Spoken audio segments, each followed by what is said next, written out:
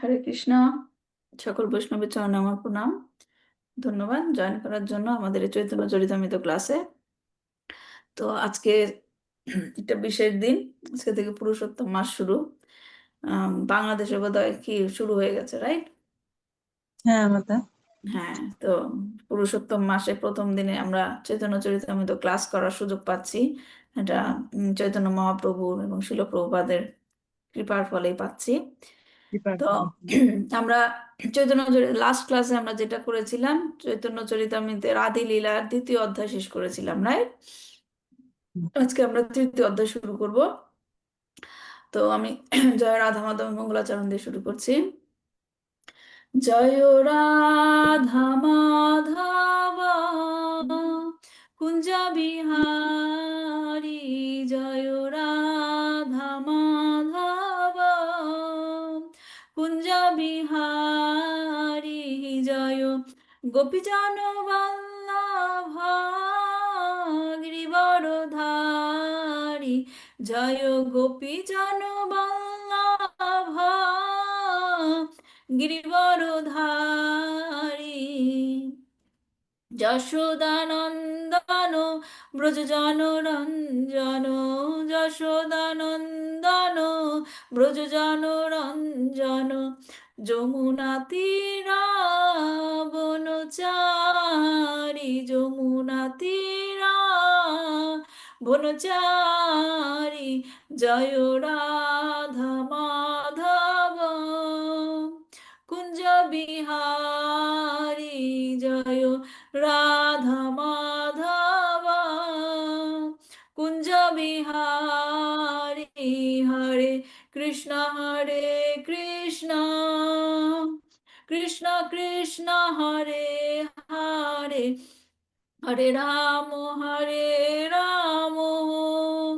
রাম রাম হরে হরে, হরে কৃষ্ণ কৃষ্ণ কৃষ্ণ কৃষ্ণ হরে হরে, হরে রাম রাম রাম রাম হরে হরে, জয় প্রভুপাদ প্রভুপাদ প্রভুপাদ, জয় প্রভুপাদ, জয় জয় প্রভুপাদ প্রভুপাদ প্রভুপাদ, জয় জয় প্রভুপাদ, নিতাই গৌরা হরি বল হরি বল হরি বল, নিতাই গৌরা হরি বল, নিতাই গৌরা হরি বল হরি বল, হরি বল নিতাই গৌরা হরি বল। ओम अज्ञानतिमिरन्धस्य ज्ञानाञ्जनशलाकया चक्षुर्मिलितं येन तस्मै श्रीगुरुवे नमः।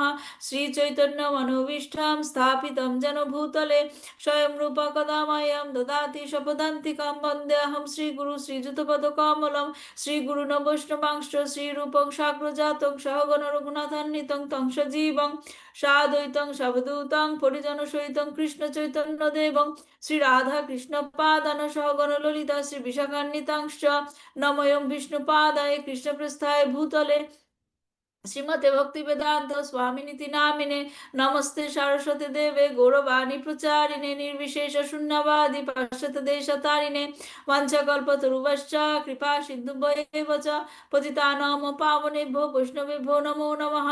नमो महावदनाय कृष्ण प्रेम प्रदायते कृष्णाय कृष्ण चैतन्य नामने गौरतिष्ये नमो नमः। अनार्पितं चरिं चिरात् करुणावतीर्ण कल समर्पयितम् उन्नत उज्ज्वल रसं स भक्ति श्रियम् हरे पुरात सुंदरा धुति कदम्ब संदीपिता सदा हृदय कांतरे स्फुरता वसचिनंदना आजानुलंबिता भुजाओ कनकवदातौ संकीर्तना कपीतारो कमलायताक्षौ विश्वम्भर द्विजभारो जुग धर्मपालो वंदे जगत प्रिया कराव करुणावतीर्णौ পঞ্চতত্মাকম কৃষ্ণাম ভক্ত রূপাস্বরূপাকম ভক্ত অবতারম ভক্তাখ্যাম নমামি ভক্ত শক্তিকাম। জয় শ্রী কৃষ্ণ চৈতন্য প্রভু নিত্যানন্দ শ্রী অদ্বৈত গদাধর শ্রীবাসাদি গৌর ভক্তবৃন্দ। হরে কৃষ্ণ কৃষ্ণ কৃষ্ণ হরে হরে, হরে রাম রাম রাম হরে হরে, হরে কৃষ্ণ কৃষ্ণ কৃষ্ণ হরে হরে, হরে রাম রাম রাম হরে হরে, হরে কৃষ্ণ কৃষ্ণ কৃষ্ণ হরে হরে, হরে রাম রাম রাম হরে হরে। জয় জয় শ্রী চৈতন্য জয় নিত্যানন্দ, জয় অদ্বৈত চন্দ্র জয় গৌর ভক্ত বৃন্দ। জয় জয় শ্রী চৈতন্য জয় নিত্যানন্দ, জয় অদ্বৈত চন্দ্র জয় গৌর ভক্ত বৃন্দ। জয় জয় শ্রী চৈতন্য জয় নিত্যানন্দ, জয় অদ্বৈত চন্দ্র জয় গৌর ভক্ত বৃন্দ। মুখম করোতি বাচালম পঙ্গং লঙ্ঘয়তি গিরিম গিরিম ইয়ৎকৃপাতমহং বন্দে শ্রীগুরুং দীনতারিণাম। শ্রী শ্রী চৈতন্য চরিতামৃত কি জয়, শিল প্রভুপাদ কি জয়, নিতাই গৌর প্রেমানন্দে হরি হরি বল। ওকে, সো পুরুষোত্তম মাসে, পুরুষোত্তম মাসকে অনেকে কি বলে? মল মাস, অধিক মাস অনেকে বলে। অনেকে বলে, হ্যাঁ অধিক মাস তো বলছি আমরা, কিন্তু অনেকে কি বলে? মল মাস, রাইট? মল মাসে, মল মাস কেন বলে? মল মাস কেন বলে? এই মাসে কোনো পুণ্যকর্ম হ্যাঁ, যে এই মাসে কোনো কোনো কোনো পুণ্য কর্ম করা যায় না, এটা বলে। দেখেন শুনেন কিভাবে বলে যে এই মাসে মল মাস, কোনো পুণ্যকর্ম করা যায় না, কিন্তু আসল ব্যাখ্যা কি? হ্যাঁ, এই মাস হচ্ছে কি অধিক মাস, মানে একটা মাস আপনাদের বেশি দেওয়া হচ্ছে, আমাদের মানে আপনাদের মানে কি আমাদের বেশি দেওয়া হচ্ছে, এবং এই মাসের নাম হচ্ছে পুরুষোত্তম মাস। পুরুষোত্তম কে? ভগবান শ্রীকৃষ্ণ। ভগবান শ্রীকৃষ্ণ। ভগবান শ্রীকৃষ্ণ নিজে এই মাসের নামকরণ করেছে তার নিজের নামে, পুরুষোত্তম, কিন্তু সেটাকে বলা হচ্ছে কি মল মাস, সবচেয়ে নিকৃষ্ট একটা নাম দেওয়া হয়েছে মল, রাইট? হ্যাঁ, তা আন্ডারস্ট্যান্ডিংটা কিরকম, রাইট? দেন মল এরকম যে সবাই যখন এরকম এই মাসটাকে এরকম মল মাস বলছিল, হ্যাঁ সবাই যখন এরকম মাসটাকে মল মাস বলছিল, তখন মাসের সেই মাসটার আসলে আধ্যাত্মিক জগতে সবকিছুই কি থাকে? পার্সনিফাইড, সবাই কথা বলতে পারে, রাইট? তো ভগবানকে গিয়ে বলল যে তার দুঃখের কথা, আমাকে সবাই কি নিগৃহ খেয়েও আমাকে সবাই ত্যায্য করে দিয়েছে, আমার নামও দিয়েছে মল মাস, আমার কারণ এই মাসে কিছু করা যাবে না। তখন সে কান্না করছিল, তখন ভগবান কি করলো? ভগবান বলল যে এই মাস হচ্ছে, মাস হবে হচ্ছে উত্তম মাস, কারণ এই মাসে অনেক, যেটা আপনারা বললেন যে কোনো পুণ্যকর্ম করা যায় না, আসলে ঠিকই, কর্মকাণ্ডের হিসাব করলে কর্মকাণ্ড পুণ্যকর্ম কোনো কিছু করা যায় না, তাই? কিন্তু এই মাস হচ্ছে বিশেষ করে ভক্তির মাস, ভক্তির মাস, কর্মকাণ্ড করার দরকার নেই, কর্মকাণ্ড কোনো কিছু করার দরকার নেই, ভক্তি করতে হবে। হ্যাঁ, এবং এই মাসে ভগবান বলেছে যে যে ভক্তি করবে তার নর্মাল বেনিফিটের চেয়ে 1000 টাইম বেনিফিট হবে। এবং সে নিজের নামে পুরুষোত্তম কে? ভগবান শ্রীকৃষ্ণ। কোন কোন শ্রীকৃষ্ণ? আমরা চৈতন্য চরিতামৃততে পড়ছি, কোন শ্রীকৃষ্ণের কথা বলা হয়েছে? ব্রজেন্দ্রনন্দন শ্রীকৃষ্ণ। ব্রজেন্দ্র নন্দন, হ্যাঁ ব্রজেন্দ্র নন্দন শ্রীকৃষ্ণ, তাকে বলা হয় পুরুষোত্তম, তার নামে এই নাম, এই মাসের নামকরণ করা হয়েছে পুরুষোত্তম। তাহলে কি মল মাস বলবো? না। মল মাস বলবো? হ্যাঁ, এটা হচ্ছে ডিফারেন্ট আন্ডারস্ট্যান্ডিং, হ্যাঁ বুঝতে হবে ঠিক করে, এর জন্য শাস্ত্র পড়তে হয়, right? হ্যাঁ ঠিক আছে, কোনো কর্মকাণ্ডই করা দরকার নেই, কর্মকাণ্ড করা, কারণ বলে কি যে কে বললো যেন, কনক প্রভুই বললো, রাইট? যে এই মাসে কোনো কিছু করলে কোনো কি পাওয়া যায় না, ফল পাওয়া যায় না। ফল কি পাওয়া যেন যায় না। বললেন কনক প্রভু? যে পুণ্য কর্ম করা যায় না, তার মানে কি যেই কাজ করতে গিয়ে আমরা পুণ্যের আশা করি পুণ্য লাভ হবে, রাইট? সে সমস্ত কর্ম করা যায় না, তার মানে কি আশা নিয়ে, ফল পাওয়ার আশা নিয়ে যে সমস্ত কর্ম করা হয়। কিন্তু ভগবদ গীতাতে কি সে সমস্ত কর্মের নির্দেশ দেওয়া আছে? ভগবদ গীতায় কোন কর্মের নির্দেশ দেওয়া আছে? নিষ্কাম কর্ম। নিষ্কাম কর্ম, নিষ্কাম নিষ্কাম কর্মযোগ যেটা। হ্যাঁ, শুধুমাত্র নিষ্কাম কর্ম মানে কি? ফলের আশা ব্যতীত কর্ম, রাইট? না করে কিন্তু নিষ্কাম কর্মযোগ তার মানে কি? ফলের আশা ব্যতীত কর্ম করে শ্রীকৃষ্ণের সাথে যুক্ত হতে হবে। হ্যাঁ, তাহলে ঠিক আছে, আমরা পূর্ণ কর্ম তো আমাদের দরকার নেই, করব না। কিন্তু কি করতে হবে? ভক্তি করতে হবে, ভক্তি, রাইট? তো সেই হুম। ভক্তি, কালকে আমি একটা ছোট ক্লাস দিয়েছিলাম একটা একটা বাড়িতে, সেখানে আমি বলেছিলাম যে মানে এটা ব্যাখ্যা করেছিলাম, ভক্তি করি না আমরা, ভক্তি করব, ভক্তি করব, ভক্তি মানে কি? কে বলতে পারবেন ভক্তি কথাটার মানে কি? বলো না, ভগবানের ভক্তি করো, এটা ভক্তির মাস, ভক্তি করো। হ্যাঁ, ভক্তিমূলক কাজ মানে কি? এটার ব্যাখ্যা কি করতে পারবেন? ভগবানের প্রতি নিজেকে সমর্পণ করা। হ্যাঁ, আর কেউ? ভক্তি মানে কি বুঝতে পারেন? ভক্তি কথাটার অর্থ কি? শ্রদ্ধা। শ্রদ্ধা সহকারে ভগবানের প্রার্থনা করে। আচ্ছা, আর কে বলতে চান? ভক্তি মানে ভগবানের সেবা করা। ফলের আশা না করে সেবা করা। হ্যাঁ, আর কে? আর কেউ কিছু বলতে চান? ভগবানে কি করতে হবে ভক্তি মানে? ভগবানের প্রতি শ্রদ্ধাশীল, ভগবানকে ভালোবাসলে ভক্তি লাভ করা যায়। হ্যাঁ, সবাই যা যেটাই বলছি আমরা, মানে হরে কৃষ্ণ মা প্রণাম। হ্যাঁ, ভক্তি মানে কি প্রিয়তোষ প্রভু? আচ্ছা, আমি বলছি, ভক্তি মানে এমন সমস্ত কাজকর্ম আমরা করব যা করলে শ্রীকৃষ্ণ তুষ্ট হবে। বুঝতে পারছেন?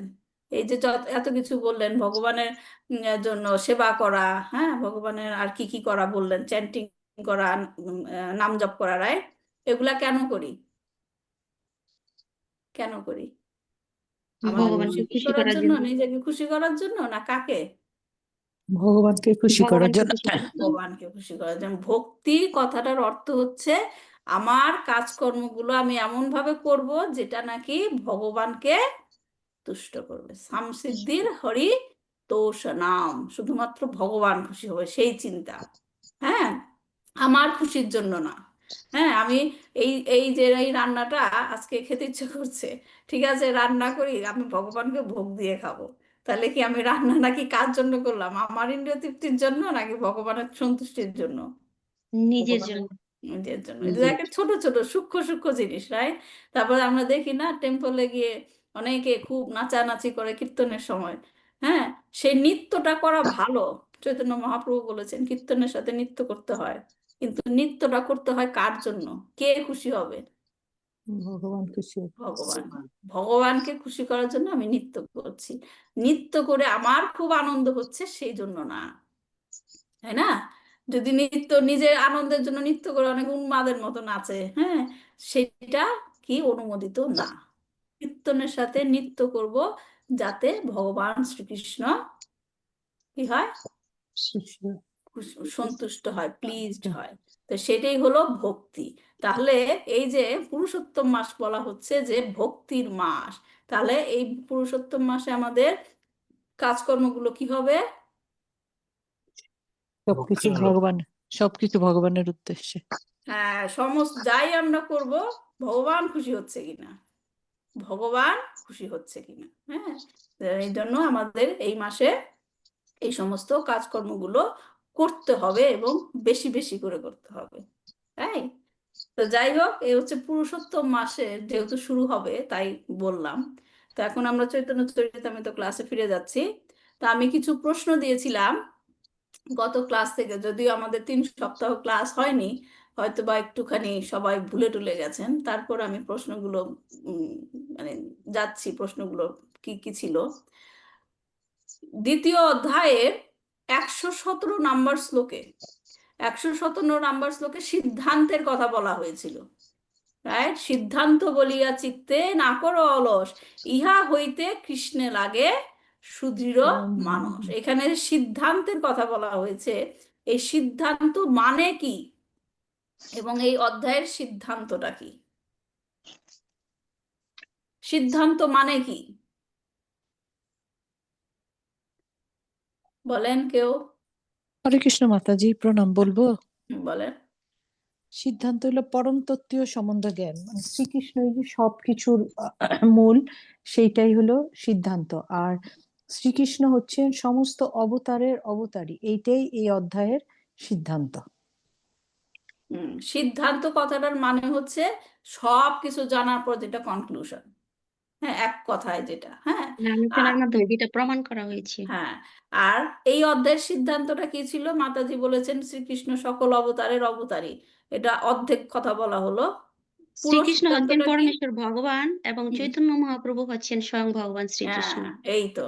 হ্যাঁ, শ্রীকৃষ্ণ পরমেশ্বর ভগবান এবং চৈতন্য মহাপ্রভু হচ্ছেন স্বয়ং ভগবান শ্রীকৃষ্ণ। এটা হচ্ছে কমপ্লিট সিদ্ধান্ত। ঠিক বুঝতে পেরেছেন মাতাজি? হ্যাঁ হ্যাঁ। তারপর 2 নম্বর প্রশ্ন ছিল 117 এবং 118 নম্বর শ্লোকে সিদ্ধান্ত জানার ফলস্বরূপ কি কি উল্লেখ করা হয়েছে। এই যে সিদ্ধান্ত কথা বলা হলো, এখন এই সিদ্ধান্ত জেনে আমাদের লাভ কি, সেটার ফলাফলের কথা বলা হয়েছে। কি বলা হয়েছে? সিদ্ধান্ত জানলে কি হবে? এই যে একটা লাইন আমরা জানলাম যে ভগবান শ্রীকৃষ্ণ হচ্ছেন পরমেশ্বর ভগবান এবং চৈতন্য মহাপ্রভু হচ্ছেন স্বয়ং ভগবান শ্রীকৃষ্ণ। তো এইটা জানার ফলে কি হবে? বলবো মাতাজি? অন্য কেউ দেখি, কেউ প্রিপেয়ার করেছেন? সুচিত্রা মাতাজি পেয়েছেন?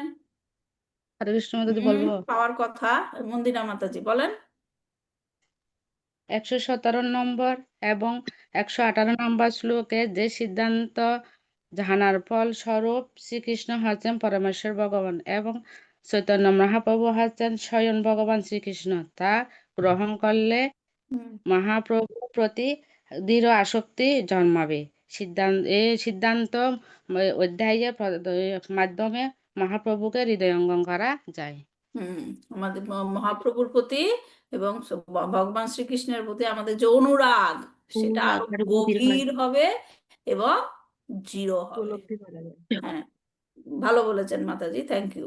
তারপর 3 নম্বর প্রশ্ন, 119 নম্বর শ্লোক অনুযায়ী চৈতন্য মহিমা জানার আগে শ্রীকৃষ্ণের মহিমা জানার গুরুত্বের কথা কি বলা হয়েছে?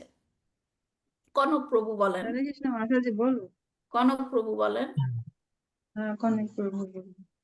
ইসলাম শ্লোক বলেন শ্রী প্রভু। চৈতন্য মহাপ্রভুর মহিমা সঠিকভাবে উপলব্ধি করার জন্য প্রথমে শ্রীকৃষ্ণের মহিমা জানা গুরুত্বপূর্ণ। হুম চৈতন্য মহাপ্রভু হচ্ছেন স্বয়ং ভগবান শ্রীকৃষ্ণ, মানে ব্রজেন্দ্র নন্দন, হুম অর্থাৎ কৃষ্ণের স্বরূপ। তার শক্তি এবং তার সর্বশ্রেষ্ঠ অবস্থান সম্পর্কে ধারণা না থাকলে ওই চৈতন্য মহাপ্রভুর প্রকৃত মহিমা হৃদয়ঙ্গম করা যায় না। এই জন্য আর কি আগে আমাদের শ্রীকৃষ্ণ সম্বন্ধে জানতে হবে। শ্রীকৃষ্ণ সম্বন্ধে জানলে তারপর কি শ্রীকৃষ্ণের প্রতি আসক্তি হবে এবং শ্রীকৃষ্ণ কেন এসেছে চৈতন্য মহাপ্রভু রূপে, তখন সেটার প্রতি আমাদের আসক্তি হবে এবং তখন আমাদের এই চৈতন্য মহাপ্রভুর প্রতি আসক্তি আরো বাড়বে। এই জন্য তার মহিমা জানার আগে আমাদের কৃষ্ণের মহিমা জানতে হবে। গুড। তারপর 4 নম্বর প্রশ্ন ছিল 120 নম্বর শ্লোক অনুযায়ী চৈতন্য তত্ত্ব কি? এটা অলরেডি একবার বলে ফেলেছি, তারপরে দেখি কেউ বলেন চৈতন্য তত্ত্ব। যদি এক কথায় কেউ বলে চৈতন্য তত্ত্ব মানে কি, চৈতন্য তত্ত্ব কি বলবেন? বলো শ্রী মাতাজি। চৈতন্য মহাপ্রভু হচ্ছে স্বয়ং ভগবান হ্যাঁ। এবং শ্রী চৈতন্য মহাপ্রভু হচ্ছেন স্বয়ং ভগবান ব্রজেন্দ্র নন্দ শ্রীকৃষ্ণ। চৈতন্য মহাপ্রভু হচ্ছেন স্বয়ং ভগবান শ্রীকৃষ্ণ এবং শ্রীকৃষ্ণের নাম কি? ব্রজেন্দ্র নন্দন। আমি বারবার এই কথাগুলো বলছি, বারবার যাতে মনের মধ্যে গেঁথে যায়। ব্রজেন্দ্র নন্দন শ্রীকৃষ্ণ মহাপ্রভু যে এসেছেন স্বয়ং ভগবান শ্রীকৃষ্ণ, সে কোন কৃষ্ণ? ব্রজেন্দ্র নন্দন। কেন এই কথাটা বারবার বলছি আমরা এই অধ্যায়ে এটা মানে ব্যাখ্যা করব কেন বলছি বারবার। তারপর 5 নম্বর শ্লোকে প্রশ্নে ছিল 121 নম্বর শ্লোকে কৃষ্ণদাস কবিরাজ গোস্বামীর বিনয়তা, হিউমিলিটি, রাইট, প্রকাশ পেয়েছে কিভাবে? 121 নম্বর শ্লোকে বলবো মাতা? হ্যাঁ বলেন। এই অধ্যায়ের শেষে কৃষ্ণদাস কবিরাজ গোস্বামী, শ্রীল রূপ গোস্বামী এবং শ্রীল রঘুনাথ দাস গোস্বামীর প্রতি বিনম্র শ্রদ্ধা ও প্রণতি নিবেদন করেছেন। তিনি নিজেকে তাদের অনুসরণকারী হিসেবে পরিচয় দিয়েছেন, যা প্রকৃত বৈষ্ণবের বিনয়ের লক্ষণ। কারণ তিনি নিজে রচনা করেছেন, কিন্তু তিনি পুরো ক্রেডিট কাকে দিয়ে দিয়েছেন? তার গুরুদেব, গুরু তার বৈষ্ণবের। তার শিক্ষা গুরু, তার দীক্ষা গুরু, সমস্ত। আসলে এটাই হ্যাঁ। ঠিক, রাইট? গুরুর আশীর্বাদ ছাড়া কি আমরা কিছু করতে পারি? আমরা তো নিমিত্ত মাত্র, রাইট? কৃষ্ণ ভগবদ গীতায় বলেছেন না, অর্জুন তুমি নিমিত্ত মাত্র হও, যা করার তো হয়েই গেছে, হয়ে যাবে, রাইট? তো গুরুর আশীর্বাদ ছাড়া, গুরুর সাহায্য ছাড়া কিছু করা সম্ভব নয়। কিন্তু আমরা হচ্ছি অজ্ঞতার মধ্যে আছি না, কোনো কিছু করেই বলি আমি করেছি, আমি করেছি, রাইট? এটা আমি করেছি, এটাও করেছে, এইরকম। তো কিন্তু কৃষ্ণদাস কবিরাজ গোস্বামী হচ্ছেন পরম বৈষ্ণব, রাইট? তাই তিনি এখানে এই শ্লোকের, এই জন্য আমরা এই শ্লোকটা প্রত্যেকটা অধ্যায়ের শেষে দেখব। আচ্ছা, এখন যে প্রশ্নটা করছি, আমি জানি না সবার মনে আছে কিনা। চৈতন্য চরিতামৃতের আদি লীলার দ্বিতীয় অধ্যায়ের বিষয়বস্তুকে 7টি ভাগে ভাগ করা হয়েছে। আমরা প্রত্যেকটা ভাগ ভাগ অনুসারে ব্যাখ্যা করেছি, রাইট? কার মনে আছে সেই ভাগগুলির নাম? হরে কৃষ্ণ মাতাজি, বলবো? আপনি একটা বলেন, অন্য আরেকজন আরেকটা বলবে। আপনি প্রথমটা বলেন। চৈতন্য প্রথমটা কি? মহাপ্রভু চৈতন্য মহাপ্রভু এবং তার পার্শ্বদের বন্দনা এবং একটা ব্রহ্মজ্যোতি এবং পরমাত্মার আস্তে চেয়ে আস্তে ভগবান একজন একজন একজন একজন করে। হ্যাঁ, প্রথমটা কি? চৈতন্য মহাপ্রভু এবং তার পার্শ্বদের বন্দনা, হ্যাঁ, এবং প্রথম অধ্যায়ের 3য় নম্বর শ্লোকে বিবরণ। গুড। এই হলো প্রথম। আর আচ্ছা, তারপর আরেকজন সেকেন্ড বলেন, রত্নাকর মাতাজি। 2 নাম্বার কি? ব্রহ্মজ্যোতি এবং পরমাত্মার চেয়ে ভগবান শ্রেষ্ঠ। গুড। তারপর তারপর আরেকজন বলেন। ভগবান নারায়ণের চেয়ে ভগবান শ্রীকৃষ্ণ শ্রেষ্ঠ। গুড। নেক্সট বলেন মাধবী মাতাজি। তারপরটা নেক্সট কে? সুচিত্রা মাতাজি। তারপর বলেন বলেন, ফ্লো নষ্ট হয়ে যাচ্ছে। এপারটা পারি না। কটা? ভগবান কৃষ্ণ হচ্ছেন সমস্ত অবতারের উৎস। গুড। শ্লোক তারপর 65 থেকে 90। না, শ্লোক নাম্বার বলতে হবে না। ভগবান শ্রীকৃষ্ণ হচ্ছেন সমস্ত অবতারের উৎস। এটা জানার পর আমরা আর কি জানলাম পরেরটা? ভগবান শ্রীকৃষ্ণ হচ্ছেন সমস্ত শ্রীকৃষ্ণ কিছুর হচ্ছেন আশ্রয়। সমস্ত কিছুর আশ্রয়। গুড। তারপর সমস্ত কিছু আশ্রয় জানার পর শ্রীকৃষ্ণের স্বরূপ, রূপ এবং শক্তি সম্পর্কিত জ্ঞান। রূপ Good. এবং শক্তি সম্পর্কিত জ্ঞান। গুড। আচ্ছা, লাস্ট ওয়ান শর্মিষ্ঠা মাতাজি বলেন। Last one. অচিন্ত ভেদাভেদ তত্ত্ব। হচ্ছে করেছিলাম। হলো কি চৈতন্য মানে মহাপ্রভু হচ্ছেন পরম সত্য, স্বয়ং ভগবান শ্রীকৃষ্ণ। হ্যাঁ, লাস্ট সেকশন হলো চৈতন্য মহাপ্রভু হচ্ছেন পরম সত্য, স্বয়ং ভগবান ভগবান শ্রীকৃষ্ণ। শ্রীকৃষ্ণ। এই হচ্ছে আমরা 7টা সেকশনে ভাগ করে আমরা দ্বিতীয় অধ্যায় ব্যাখ্যা করেছিলাম। ঠিক আছে? তাহলে এখন আজকে থেকে আমরা কি শুরু করব? তৃতীয় অধ্যায়। তো তৃতীয় অধ্যায় যাওয়ার আগে একটু ছোট করে প্রথম অধ্যায়ে কি পড়েছিলাম, দ্বিতীয় অধ্যায়ে কি পড়েছিলাম, আমরা ছোট করে একটু, কারণ এক একটা চ্যাপ্টারের সাথে এক একটা চ্যাপ্টার লিংক আছে। তো আমরা প্রথম অধ্যায় এবং দ্বিতীয় অধ্যায়ে কি কি পড়েছিলাম জাস্ট একটু ছোট করে বলছি। প্রথম অধ্যায়ে কি ছিল? যে প্রথম অধ্যায়ের শুরুতে ছিল 14টি মঙ্গলাচরণ, মনে আছে? 14টি মঙ্গলাচরণ ছিল, যেগুলোর এই 14টা মঙ্গলাচরণের ব্যাখ্যা একদম 7 নম্বর অধ্যায় পর্যন্ত করা হবে। আমরা এখন তৃতীয় অধ্যায়ে আছি, এই ব্যাখ্যা একদম 7ম অধ্যায় পর্যন্ত চলবে। এবং এই 14টি শ্লোকে বিভিন্ন তত্ত্ব সম্বন্ধে বলা হয়েছে। প্রথমটা কি? চৈতন্য তত্ত্ব, তারপর নিত্যানন্দ তত্ত্ব, তারপর অদ্বৈত তত্ত্ব, তারপর পঞ্চতত্ত্ব, রাইট? এই 14টা শ্লোকে এরকম ভাগ করে 4টা তত্ত্বের কথা বলা হয়েছে। তো প্রথম অধ্যায়ে, 14 নম্বর শ্লোকের পরে প্রথম এবং দ্বিতীয় মঙ্গলাচরণের প্রথম এবং দ্বিতীয় শ্লোকের ব্যাখ্যা করা হয়েছিল। জাস্ট সহজভাবে মনে রাখেন, আমরা 14টি শ্লোকের ব্যাখ্যা পড়ছি, রাইট? তার মধ্যে প্রথম অধ্যায়ে প্রথম এবং দ্বিতীয় শ্লোক সম্বন্ধে ব্যাখ্যা করা হয়েছে। হ্যাঁ, প্রথম শ্লোকে কি ছিল? ভগবানের 6টি বৈশিষ্ট্যের কথা বলা হয়েছিল, রাইট? হুম।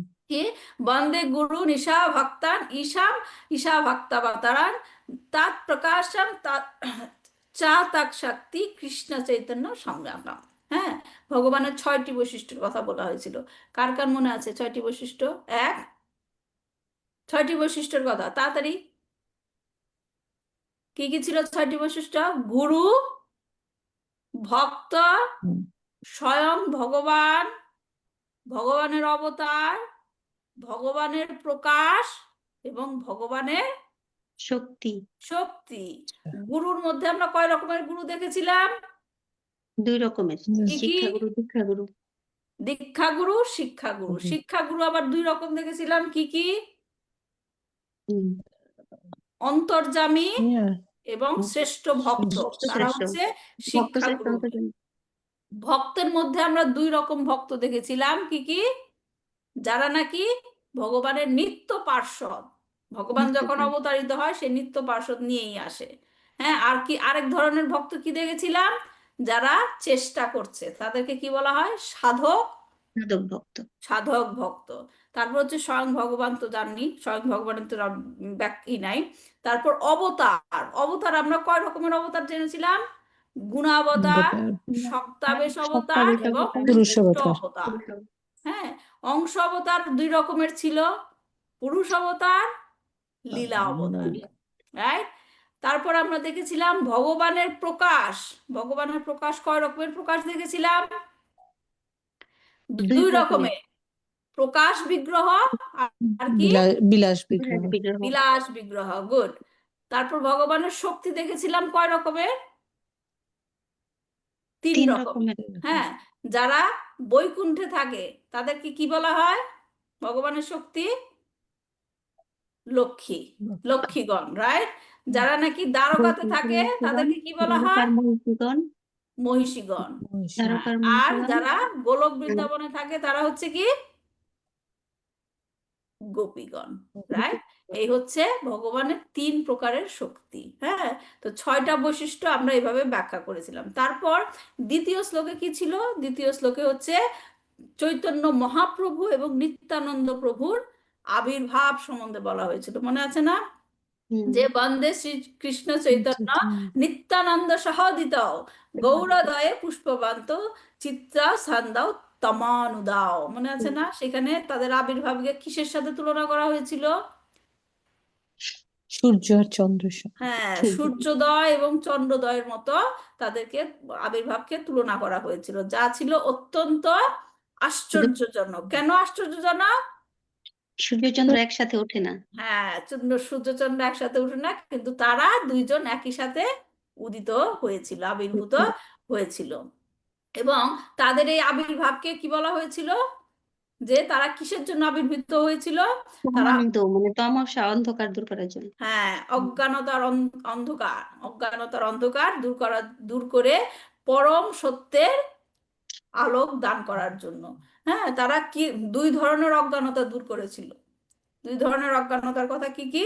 কৈটব ধর্ম, যে ভুক্তি মুক্তি বাসনা যুক্ত কর্ম, কৈটব ধর্ম, এটা একটা অজ্ঞানতা। আর কি? শুভাশুভ কর্ম, কৃষ্ণ ভক্তির প্রতিবন্ধক কর্ম। এই সমস্ত অজ্ঞানতার অন্ধকার দূর করতে এসেছিল। এবং সেই সমস্ত অজ্ঞানতার অন্ধকার কিভাবে দূর করা যেত ব্যাখ্যা করা হয়েছিল 2 ভাবে, ভক্ত ভাগবত এবং ব্যক্তি ভাগবত। ব্যক্তি ভাগবত ভক্ত ভাগবতী তো ব্যক্তি ভাগবত, হুম। ভক্ত ভাগবত আর আর হচ্ছে কি? গ্রন্থ ভাগবত। গ্রন্থ গ্রন্থ ভাগবত। গ্রন্থ ভাগবত। হ্যাঁ, তো তারপর হচ্ছে এই গেল চ্যাপ্টার 1 শেষ হয়ে গেল, আমরা এই ব্যাখ্যাগুলো করেছিলাম। তারপর চ্যাপ্টার 2 শুরু হলো। চ্যাপ্টার 2তে আমরা কি করেছিলাম? জেনেছিলাম মঙ্গলাচরণের সেই 14টা শ্লোকের মধ্যে 3 নাম্বার যে শ্লোক ছিল, 3 নাম্বার ব্রাহ্মণ যে, পরমাত্মা ভগবান। হ্যাঁ, সেই 3 নম্বর শ্লোকের ব্যাখ্যা করা হয়েছিল। হ্যাঁ, যেখানে বলা হয়েছিল কি সেই শ্লোকের অনুবাদ, উপনিষদে যাকে নির্বিশেষ ব্রহ্মরূপে বর্ণনা করা হয়েছে তা তার অঙ্গকান্তি ব্রহ্মজ্যোতি, রাইট? যোগ শাস্ত্রে যোগীরা পুরুষকে যে অন্তর্যামী পরমাত্মা বলে, তিনিও তারই অংশ বৈভব, এবং তত্ত্ব বিচারে তাকে ষড়ৈশ্বর্যপূর্ণ ভগবান বলা হয়। তিনি স্বয়ং শ্রীকৃষ্ণ চৈতন্যেরই অভিন্ন স্বরূপ। সুচিত্রা মাতাজি বলেন, তিন ধরনের কথা বলা হয়েছে। কি কি? ভগবানকে বোঝা যায় তিনটা স্তরে। কি কি বললাম? প্রথমটা ব্রহ্মজ্যোতি। পরমাত্মা, বলেন বলেন, পরমাত্মা, আপনার ভগবান, মাইক মিউট আছে। ব্রহ্মজ্যোতি, ব্রহ্মজ্যোতি পরমাত্মা পরমাত্মা, হ্যাঁ, আর হচ্ছে ভগবান। ভগবান। ভগবান তো ব্রহ্মজ্যোতিটা কি? ব্রহ্মজ্যোতিটা কি ভগবানের দেহ বলেন? নির্গত, ব্রহ্মজ্যোতি মানেটা কি? ভগবানের দেহ নির্গত লস্যিচ্ছটা। হ্যাঁ, ভগবানের দেহ নির্গত নশ্চিচ্ছটা, অঙ্গকান্তি, ব্রহ্মজ্যোতি। আর পরমাত্মা ভগবানেরই অংশ, কিন্তু কোথায় থাকে? আমাদের হৃদয়, হৃদয়, আমাদের সবার হৃদয়ে। হৃদয়। তার সবার মানে হৃদয়। সবার ব্রহ্মজ্যোতিতেও আপনি ভগবানকে দেখতে পারবেন না, পরমাত্মাতেও ভগবানকে দেখা যায় না। কখন দেখা যায়? যখন সে ষড়ৈশ্বর্যপূর্ণ ভগবান প্রকাশিত হয়। সেটা হচ্ছে কি? ভগবান সম্পূর্ণ আন্ডারস্ট্যান্ডিং। ষড়ৈশ্বর্য মানে 6টা ঐশ্বর্যে পূর্ণ। হ্যাঁ, এই হলো 3টা লেভেলের আন্ডারস্ট্যান্ডিং। তো এখন এটা কেন ব্যাখ্যা করা হয়েছিল? ব্যাখ্যা করা হয়েছিল কারণ এই শ্লোকটি, এই গ্রন্থের যে বিষয়বস্তু, এই যে চৈতন্য চরিতামৃততে লেখা হয়েছে, এই একটা বিষয়বস্তু থাকবে, তো একটা বইয়ের তো বিষয়বস্তু থাকবে। সেই বিষয়বস্তুটা কে? ভগবান শ্রীকৃষ্ণ এবং কে? শ্রীকৃষ্ণ চৈতন্য মহাপ্রভু। তাদেরকে উপস্থাপন করা হয়েছে যাদের 3টি রূপ আছে। তার মানে ভগবান শ্রীকৃষ্ণের যেমন এরকম 3টি রূপ আছে, ব্রহ্মজ্যোতি, পরমাত্মা, ভগবান চৈতন্য মহাপ্রভুরও আছে। ঠিক আছে?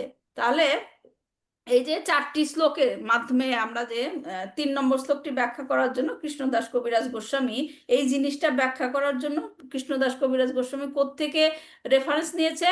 শ্রীমদ্ ভাগবতম থেকে। এবং শ্রীমদ্ ভাগবতম থেকে তিনি 4টা শ্লোক নিয়েছিলেন পুরো চ্যাপ্টারটাতে ব্যাখ্যা করার জন্য এই শ্লোকটাকে।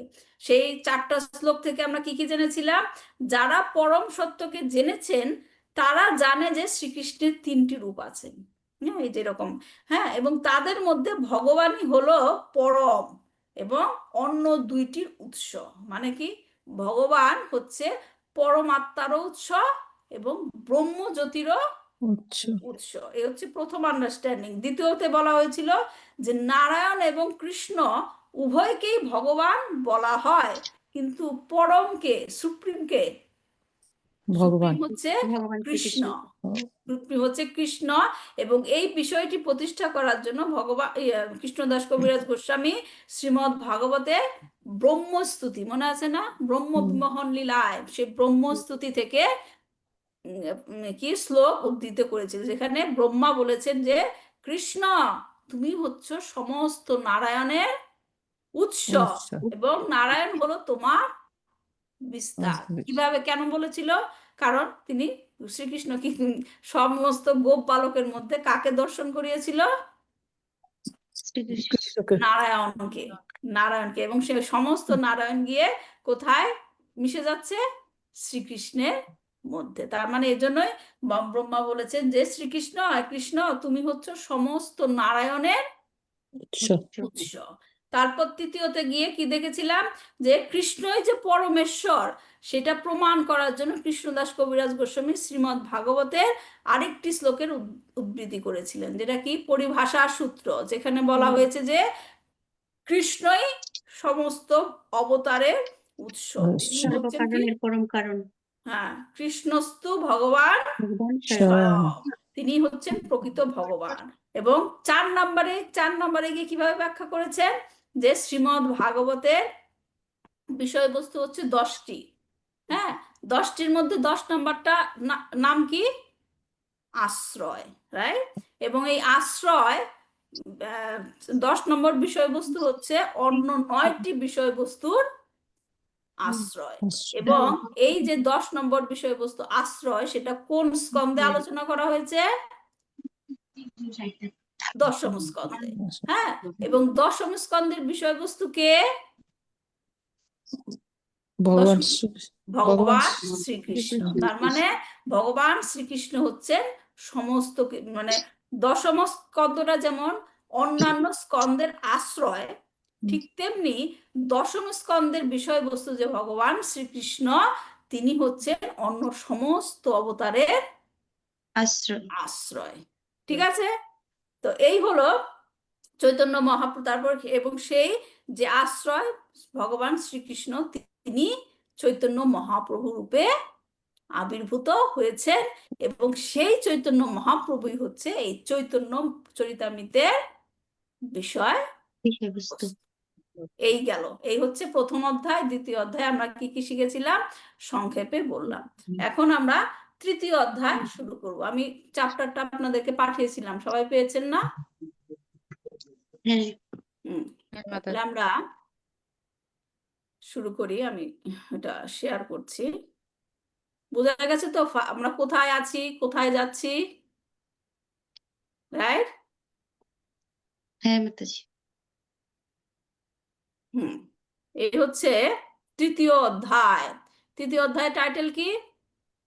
আশীর্বাদ মঙ্গলাচরণে। আশীর্বাদ মঙ্গলাচরণে শ্রী চৈতন্য অবতারের সামান্য ও বিশেষ কারণ। আমরা একটু পরে আলোচনা করব আশীর্বাদ মঙ্গলাচরণ মানে কি। হ্যাঁ, তার আগে দেখা যাক যে এই অধ্যায়টি কি করবে, কোন শ্লোকের ব্যাখ্যা করবে। দ্বিতীয় অধ্যায় কোন শ্লোকের ব্যাখ্যা শেষ হয়েছে মঙ্গলাচরণের? বললাম প্রথম অধ্যায়ে মঙ্গলাচরণের 1 এবং তৃতীয় শ্লোকের। হ্যাঁ 1 এবং 2, এবং দ্বিতীয় অধ্যায়ে মঙ্গলাচরণের 3 নম্বর শ্লোকের ব্যাখ্যা করা হয়েছে। এখন এই চ্যাপ্টারে মঙ্গলাচরণের চতুর্থ যে শ্লোক সেটার ব্যাখ্যা করা হবে। তো সেই শ্লোকে যাওয়ার আগে আমরা একটু জেনে নেই যে এই অধ্যায়ের স্ট্রাকচারটা কি, এই অধ্যায়ে কি কি শেখানো হবে, আমাদেরকে কি বলা হবে।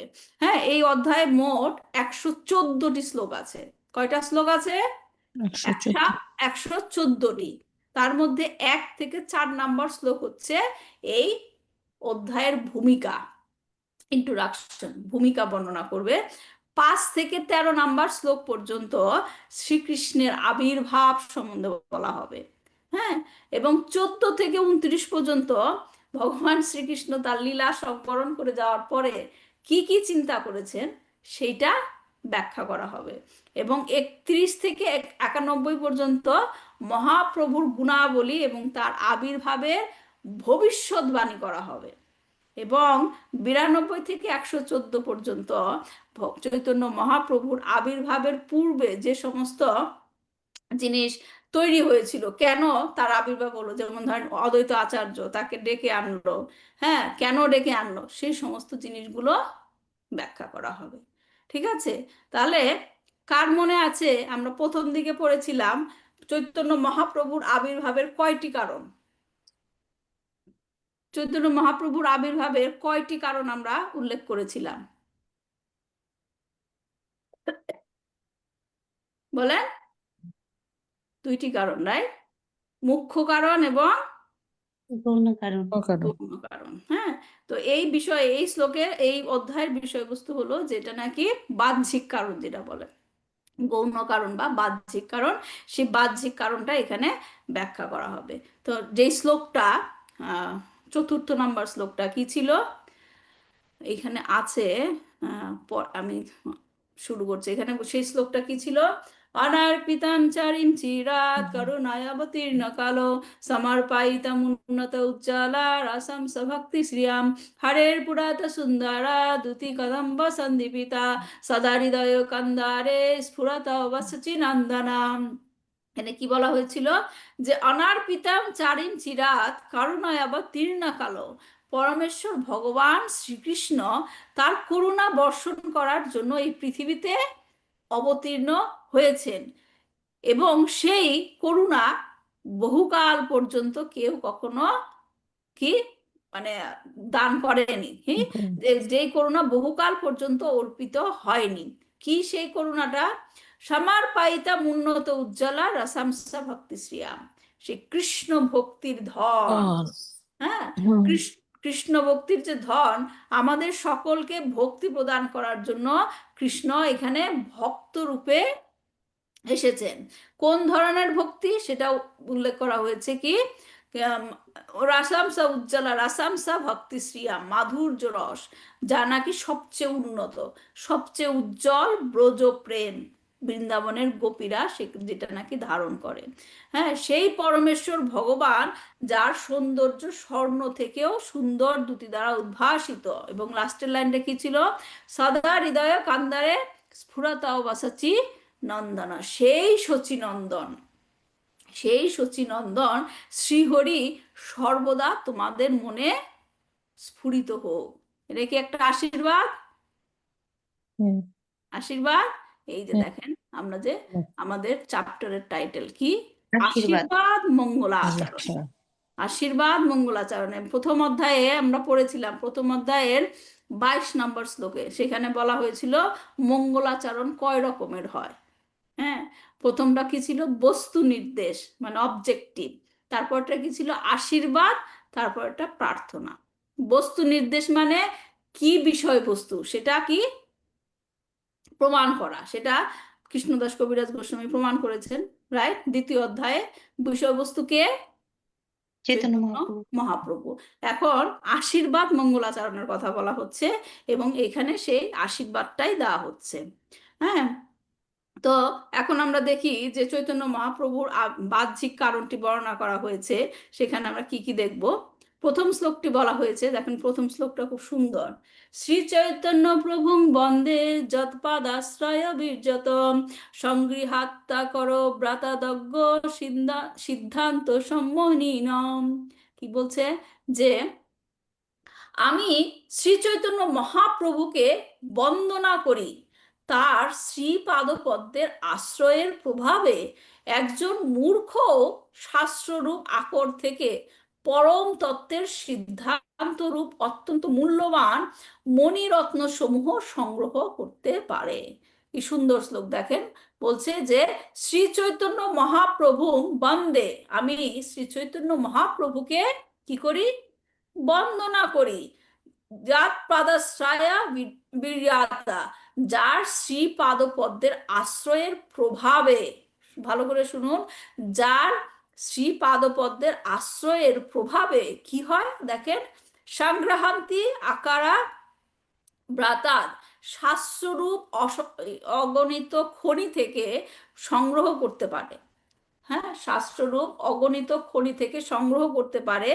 কি সংগ্রহ করতে পারে, কারা সংগ্রহ করতে পারে, পরের লাইনে বলছে আজ্ঞানা আজ্ঞা সিদ্ধান্ত তাম্মানি, মূর্খ বা অজ্ঞ ব্যক্তি পরম তত্ত্বের সিদ্ধান্ত স্বরূপ অত্যন্ত মূল্যবান মণিরত্ন সমূহ সংগ্রহ করতে পারে। তো এখানে মহাপ্রভুর শ্রীপাদপদ্মের আশ্রয়ের শক্তির কথা বলা হচ্ছে।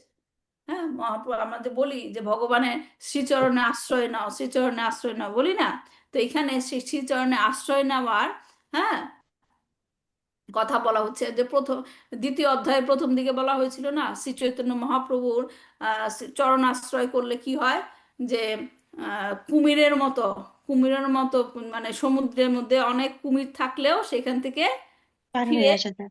হ্যাঁ, তো ওইখানে একটা মহিমা বর্ণনা করেছে, এইখানে আরেকটা মহিমা বলছে যে কি হয় ফলটা, যে শ্রী পাদপদ্মের আশ্রয়ের প্রভাবে, যে যেমন ধরেন বড় বড় খনিতে থাকে না, এইখানে এই খনি আছে ওই খনি আছে, হ্যাঁ, তো সেইখানে খনি থেকে মূল্যবান ধাতু তুলে আনার জন্য জ্ঞানের প্রয়োজন, রাইট।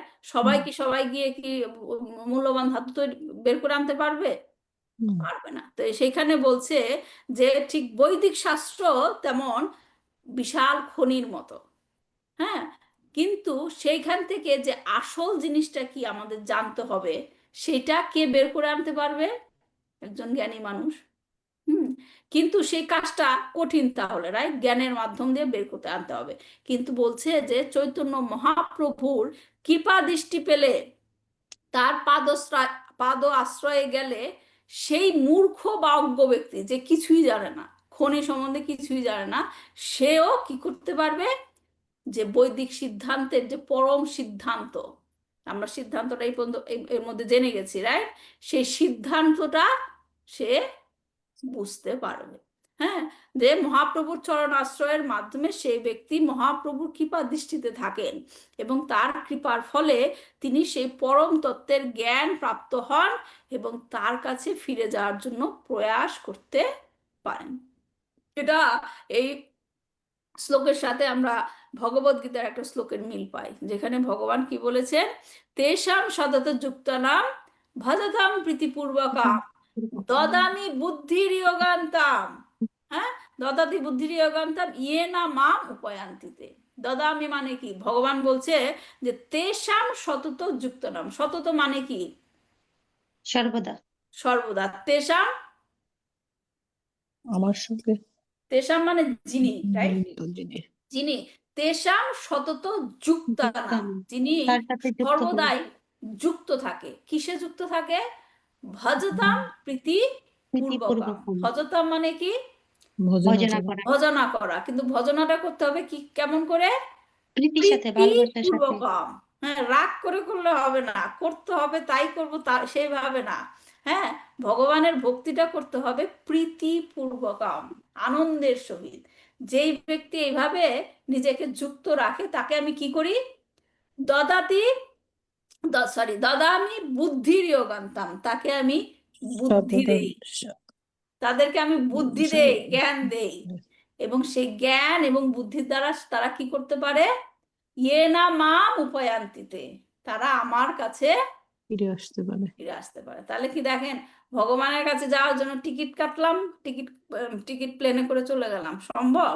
এখন আমার এখান থেকে বাংলাদেশে যেতে ইচ্ছা করছে, টিকিট কাটলাম, চলে গেলাম। হ্যাঁ, কিন্তু যার কাছে যাব সে যদি ইনভাইট না করে কিভাবে যাব? সে যদি ইনভাইট না করে আমি কিভাবে যাব? এরকম ভগবানের কাছে যেতে গেলে ভগবানের কি লাগবে? অনুমোদন লাগবে। হ্যাঁ, এবং ভগবান সে অনুমোদন কিভাবে দেয়? জ্ঞান দেয়। ভগবান বলছে যে তোমাকে আমি সেই জ্ঞানটা দিব এবং সেই জ্ঞানের প্রভাবে তুমি আমার কাছে ফিরে আসতে হবে, ফিরে আসতে পারবে। কিন্তু তোমাকে কি করতে হবে? কি করতে হবে? আমাকে পৃথিবীর সাধন ভোজন করতে হবে। হ্যাঁ, তাহলে কি? পাদশ্রয়, যেমন ভগবানের শ্রীচরণের আশ্রয়ে যে তাকে প্রীতিপূর্বক ভজনা করতে হবে। হ্যাঁ, তো এতে করে তিনি জ্ঞান প্রদান করবেন এবং যার দ্বারা আমরা তার কাছে তাকে বুঝতে সমর্থ হব এবং তার কাছে ফিরে যেতে পারবো। রাইট? তো কেউ যদি চৈতন্য মহাপ্রভুর আশ্রয় গ্রহণ না করে, কেন বলছে এখানে কৃষ্ণদাস কবিরাজ গোস্বামী যে তার শ্রীপাদপদ্মের আশ্রয়ের প্রভাবে একজন মূর্খ, হ্যাঁ, ধরেন আমরা যে চৈতন্য চরিতামৃত পড়ছি, আমরা তো মূর্খ হিসাবেই শুরু করেছি, জানি না কিছু তাই জানবো, রাইট? তো কিন্তু সেটা জানতে গেলে আমাদের প্রথমে কি করতে হবে? চৈতন্য মহাপ্রভুর আশ্রয়ে যেতে হবে, শ্রীপাদপদ্মের আশ্রয়ে যেতে হবে। এবং তা যদি না করা হয়, চৈতন্য মহাপ্রভুর আশ্রয়ে না গিয়ে যদি কেউ তার মহিমা, তার লীলা ব্যাখ্যা করতে যায়, তাহলে কি হবে? তার বকবকানির প্রদর্শনী হবে। বুঝতে পারছেন কথাটা? যে প্রদর্শনী, নিজে অনেক বকবক করেছে কিন্তু আসলে সে কিছুই ব্যাখ্যা করতে পারেনি, কারণ সে চৈতন্য মহাপ্রভুর আশ্রয়েই যেতে পারেনি। তাই এখানে কৃষ্ণদাস কবিরাজ গোস্বামীর কাছ থেকে আমরা শিখতে পারি যে তিনি কিভাবে এই চৈতন্য চরিতামৃত লেখা শুরু করেছেন। হ্যাঁ, এখানে তিনি বলেছেন চৈতন্য মহাপ্রভুর পাদপদ্মের শক্তির কৃপায় আমি তার লীলা এখন ব্যাখ্যা করার চেষ্টা করছি। হ্যাঁ, চেষ্টা করছি। মহাপ্রভুর জীবনী রচনা শুরু করার জন্য এটি তার বিনীত মনোভাব। ঠিক আছে, বোঝা গেল এই শ্লোকটা? তারপর কি বলছে? জয় জয় শ্রী চৈতন্য, জয় নিত্যানন্দ, জয় অদ্বৈত চন্দ্র, জয় গৌর ভক্ত বৃন্দ। তিনি সবাইকে স্মরণ করে শুরু করছেন চ্যাপ্টার 3। পরমেশ্বর ভগবান শ্রী চৈতন্য মহাপ্রভুর জয় হোক, শ্রী নিত্যানন্দ প্রভুর জয় হোক, শ্রী অদ্বৈত চন্দ্রের জয় হোক, জয় হোক সমস্ত গৌর ভক্ত বৃন্দের। তৃতীয় শ্লোকের অর্থ কইল বিবরণ, চতুর্থ শ্লোকের অর্থ শুনো ভক্তগণ। যে চতুর্থ শ্লোকের বর্ণনা শুরু করবে। আমি তৃতীয় শ্লোকের অর্থ বিশ্লেষণ করেছি। হে ভক্তবৃন্দ, দয়া করে তোমরা এখন পূর্ণ মনোযোগ সহকারে চতুর্থ শ্লোকের অর্থ শ্রবণ করো। তারপরে 4 নম্বর শ্লোকটা বলা হলো যে আমরা বললামই, যা নাকি পূর্বে অর্পিত হয়নি, উন্নত উজ্জ্বল রসময়ী নিজের সেই ভক্তি সম্পদ দান করার জন্য যিনি করুণাবশত কলিযুগে অবতীর্ণ হয়েছেন, স্বর্ণ থেকেও সুন্দর দ্যুতিসমূহের দ্বারা সমুদ্ভাসিত সেই শচীনন্দন শ্রীহরি সর্বদা তোমাদের হৃদয় কন্দরে স্ফুরিত হন।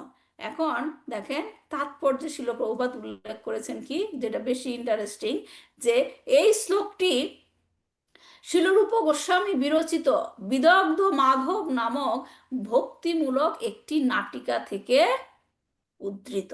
তাহলে আশীর্বাদটা কে করেছেন? রূপ গোস্বামী। তাই সবাই সবাই বুঝতে পারছেন আশীর্বাদটা কে করেছে? ছিল রূপ গোস্বামী। শিলরূপ গোস্বামী। তাহলে এখানে দেখেন কৃষ্ণদাস কবিরাজ গোস্বামীর আরেকবার সে যে বিনয়, হিউমিলিটি, সেটা প্রকাশ পেল। সে বলতে পারতো আমি আশীর্বাদ করি, রাইট? হ্যাঁ, সে যেহেতু বস্তু নির্দেশ মঙ্গলাচরণ করেছেন, হ্যাঁ, কিন্তু আশীর্বাদ মঙ্গলাচরণ সে করেননি। তিনি কার আশীর্বাদ নিয়েছেন? ছিল রূপ গোস্বামী। রূপ গোস্বামী। তাহলে তার বিনয়, সে যে বিনয় আরো হাম্বল, রাইট, তার এখানে আবার সেটা প্রমাণিত হলো।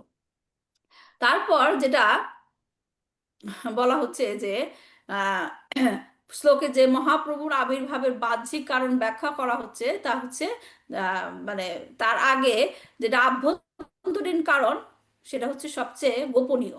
সেই কারণটি পরবর্তী অধ্যায়ে বর্ণনা করা হবে, কিন্তু এই অধ্যায়ে কি বাহ্যিক কারণ যেটা, সেটা বর্ণনা করা হবে। এখন সেই কারণের যাওয়ার আগে কৃষ্ণদাস কবিরাজ গোস্বামী কার আবির্ভাবের কথা বলবেন?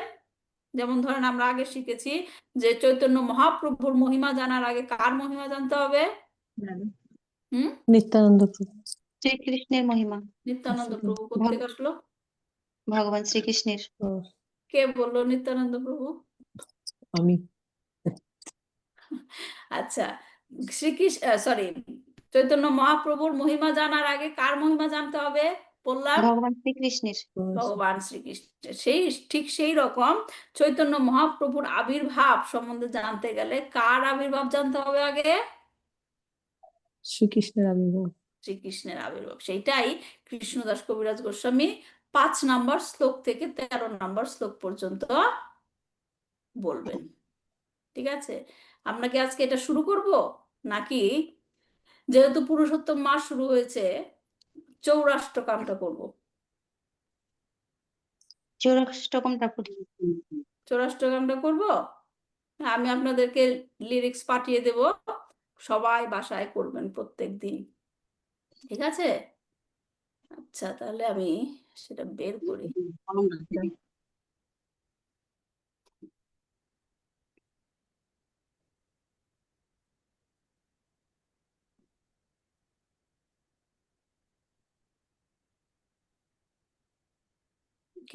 দেখা যাচ্ছে নাকি একটু বড় করতে হবে? বড় করতে হবে। এই বড়, ঠিক আছে, এই বড়, আরো বড়, আর একটু বড়। এটা ম্যাক্সিমাম, এর বেশি আর পারবো না। ঠিক আছে। আচ্ছা, এটা হচ্ছে চৌরাষ্টকাম। চৌরাষ্টকাম কে লিখেছেন? বিল্বমঙ্গল ঠাকুর। হ্যাঁ, আমরা পরবর্তীতে এই চৌরাষ্টকামের ব্যাখ্যাটা করব, আজকে আমরা শুধু চৌরাষ্টকামটা করি। পুরুষোত্তম মাসে প্রতিদিন মানে করতে বলা হয়। এবং জীব গোস্বামীর আরেকটা ভজন আছে, কৃষ্ণ প্রেমময়ী রাধা, রাধা প্রেম, সেই ভজনটাও করতে বলা হয়, যে ভগবানকে যখন প্রদীপ অর্পণ করবেন, হ্যাঁ, এই অষ্টকাম গুলো করবেন। যেটা যুগলাষ্টকাম এবং চৌরাষ্টকাম। কেন করা হয়? কারণ ভগবানের কাছে প্রার্থনা করা হয়, যারা নাকি আচার্যরা যেভাবে প্রার্থনা করেছে, সেইভাবে আমাদেরকে প্রার্থনা করতে হয়। এজন্য তারা কিভাবে প্রার্থনা করেছে সেটার মাধ্যম দিয়ে আমাদেরকে ভগবানের কাছে প্রার্থনা করতে হয়। আচ্ছা, তাহলে আমরা করি। কেউ কি আমার সাথে করবে নাকি আমি একাই করব? একটু শ্লোক তো একটু একটু আছে, দেখি। ব্রজে প্রসীদাং নবনীত চৌরাম গোপাঙ্গানাং চাদুকুল চৌরাম ব্রজে প্রসীদাং নবনীত চৌরাম গোপাঙ্গানাং চাদুকুল চৌরাম অনেক জন্মার্জিত পাপা চৌরাম চৌরাঙ্গানাম পুরুষাম নামামি ব্রজে প্রসীদাং নবনীত চৌরাম গোপাঙ্গানানাম চাদুকুল চৌরাম শ্রীরাধিকা শ্রীরাধিকায়া হৃদয় সচৌরাম নামাম্বুধাশ্যামলকান্তি চৌরাম পাদশ্রিতানাম চ সমস্তা চৌরাম চৌরাঙ্গানাম পুরুষাম নামামি পাদশ্রিতানাম চ সমস্ত চৌরাম চৌরাঙ্গানাম পুরুষাম নামামি আকিঞ্চনি কৃতা পাদশ্রিতাম ইয়াম কারোতি ভিক্ষুম পাথি গেহাহীনা কেনাপি আহো ভীষণা চৌরাদ্রি দৃষ্টা শ্রুতো বানা জগত্রয়াপি কেনাপি আহো ভীষণা চৌরাদ্রি দৃষ্টা শ্রুতো বানা জগত্রয়াপি ইয়াদিয়ানামপি হরতি অশেষাম গিরিপ্রসারণাপি পাপরাশীন আশ্চর্যরূপ ননুচৌরাইদৃক দৃষ্টাশ্রুতো বনামায়া গদাপি আশ্চর্যরূপ ননুচৌরাইদৃক দৃষ্টাশ্রুতো বনামায়া কদাপি ধানম চ মানম চ তথেন্দ্রিয়ানি প্রাণমশ্চরিতা মম সর্বমেব প্রলয়স্যে কুত্রা ধৃতদাহো চৌরা তম ভক্তি দাম্নাসি মায়া নিরুদ্ধা প্রলয়স্যে কুত্রা ধৃতদা চৌরা তম ভক্তি দাম্নাসি মায়া নিরুদ্ধা চিনাৎসি ঘোরাম ইয়ামাপাশাবন্ধাম ভিনাৎসি ভীমম ভাবাপাশাবন্ধাম চিনাৎসি সর্বস্য সমস্তবন্ধাম নৈবাত্মানো ভক্ত কৃতম তু বন্ধাম চিনাৎসি সর্বস্য সমস্তবন্ধাম নৈবাত্মানো ভক্ত কৃতম তু বন্ধাম মানামানাশে তামাশারাশি ঘোরে কারাগৃহে দুঃখমায়ে নিবদ্ধা মানামানাশে তামাশারাশি ঘোরে কারাগৃহে দুঃখময়ে নিবদ্ধা লাভাসাহে চোরাহারে চিরায়া সচোরাতোষ্ঠিতামে বাদন্দাম লাভাসাহে চোরাহারে চিরায়া সচোরায়া দোষোচিতামে বাদন্দাম কারাগৃহে বাসা সদহৃদয় মাদি মদ্ভক্তি পাশা হৃদবন্ধ নিশ্চলসন তম কৃষ্ণ হে প্রলয়া কোট कोटि सतन्तरेऽपि सर्वस्य चौरहृदय नहि मोचयामि तं कृष्ण हे प्रलयात् कोटि सतन्तरेऽपि सर्वस्य चौरहृदय नहि मोचयामि ब्रजे प्रसीदां नवनीतचौरां गोपाङ्गानां चदुकुलचौरां ब्रजे प्रसीदां नवनीतचौरां गोपाङ्गानां चदुकुलचौरां हरे कृष्ण कृष्ण कृष्ण हरे हरे हरे राम राम राम हरे हरे हरे कृष्ण कृष्ण कृष्ण हरे हरे हरे राम राम राम हरे हरे हरे कृष्ण कृष्ण कृष्ण हरे हरे हरे राम राम राम हरे हरे हरे कृष्ण कृष्ण कृष्ण हरे हरे हरे राम राम हरे हरे जय प्रभुपदा प्रभुपदा प्रभुपदा जय प्रभुपदा जय जय प्रभुपाद प्रभुपाद जय जय प्रभुपाद निताय गौरा हरि बोल निताय गौरा हरि बोल चौराष्ट्रकाम की जय बिल्वमंगल ठाकुर की जय पुरुषोत्तम माध की जय शिल प्रभुपाद की जय निताय गौर प्रेमानंदे हरि हरि হরে কৃষ্ণ তো আমি এটা লিরিক্সটা আপনাদের কাছে আছে চৌরাষ্ট্রকামের আছে মাতা। আচ্ছা আমি তারপরও গ্রুপে পাঠিয়ে দেব আপনারা চ্যাট করার চেষ্টা করবেন এভরিডে আচ্ছা দিন। হ্যাঁ ঠিক আছে তাহলে আর কারো কোনো প্রশ্ন আছে